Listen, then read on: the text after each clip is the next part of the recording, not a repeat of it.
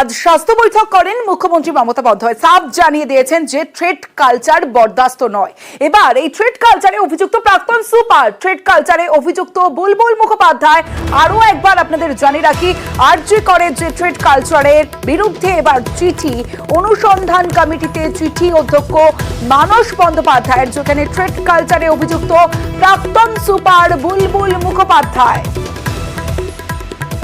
শুধু বুলবুল মুখোপাধ্যায় নয়, বুলবুল মুখোপাধ্যায় সহ 13 চিকিৎসকের বিরুদ্ধে ইতিমধ্যেই অভিযোগ করা হয়েছে। আরজি করে থ্রেড কালচারের বিরুদ্ধে যে চিঠি, অনুসন্ধান কমিটিকে চিঠি অধ্যক্ষ মানস বন্দ্যোপাধ্যায়।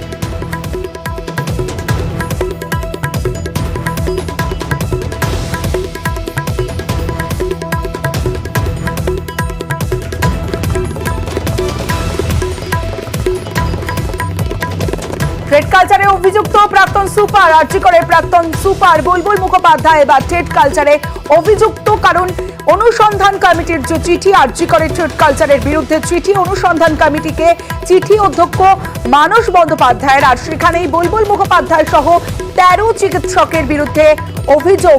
থ্রেড কালচারে অভিযুক্ত এবার প্রাক্তন সুপার বুলবুল মুখোপাধ্যায়।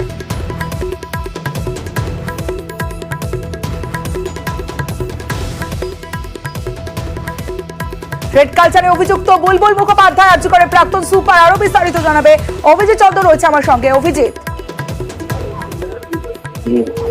থ্রেড কালচারে বা হুমকি সংস্কৃতি নিয়ে আরজি কর মেডিকেল কলেজের অধ্যক্ষ ডক্টর মানস বন্দ্যোপাধ্যায় এবং সুপার ডক্টর সপ্তর্ষি চ্যাটার্জি আজকে যে তদন্ত কমিটি গঠিত হয়েছিল, যেটা 59 জন এখানকার জুনিয়র ডাক্তার ছাত্রছাত্রীদের বিরুদ্ধে তদন্ত কমিটি গঠিত হয়েছিল, সেই তদন্ত কমিটির কাছে ডক্টর বুলবুল মুখোপাধ্যায় এবং আরো 12 জন, মোট 13 জন চিকিৎসক অধ্যাপকের বিরুদ্ধে অভিযোগ জানানো হয়েছে যে তারাও এই হুমকি সংস্কৃতির সঙ্গে অভিযোগ আছে, জড়িত আছে এবং কলেজে বিভিন্ন রকম নানাবিধ অভিযোগ তাদের বিরুদ্ধে আছে, যে তারা ছাত্রছাত্রীদেরকে, জুনিয়র ডাক্তারদেরকে বিভিন্ন সময় হুমকি দিয়েছে।